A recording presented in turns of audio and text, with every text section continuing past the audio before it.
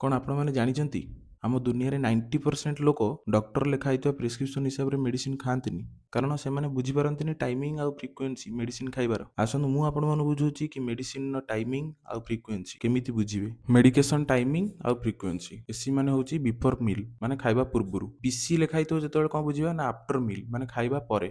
BD ଯେତେବେଳେ ଲେଖା ହେଇଥିବ କ'ଣ ନା ଟୁଇସ୍ ଏ ଡେଲି ମାନେ ଦିନକୁ ଦିଥର।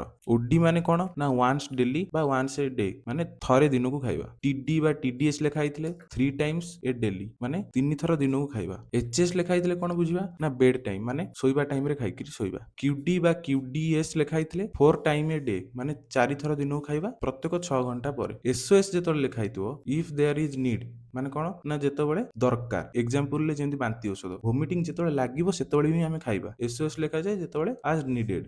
ଷ୍ଟାର୍ଟ ଲେଖିଲେ କ'ଣ ବୁଝିବା ନା ଏମର୍ଜେନ୍ସି ଷ୍ଟାର୍ଟ ଇମିଡିଏଟଲି ବା ରାପିଡ୍ ଟ୍ରିଟମେଣ୍ଟ ମାନେ ସାଙ୍ଗେ ସାଙ୍ଗେ ଷ୍ଟାର୍ଟ କର। ତ ପିଆରଏନ୍ ଟା ଆପଣଙ୍କ ଉପରେ ଛାଡୁଛି, କମେଣ୍ଟରେ ଜଣାନ୍ତୁ। এই ଭିଡିଓକୁ ସେଇମାନଙ୍କୁ ସେୟାର କର ଯୋଉମାନେ ମେଡିସିନ ଟାଇମିଂରେ ଖାଉନାହାନ୍ତି ଆଉ ଏଇଟା କ'ଣ ଲେଖା ହେଇଛି ବୋଲି ବୁଝିପାରନ୍ତିନି।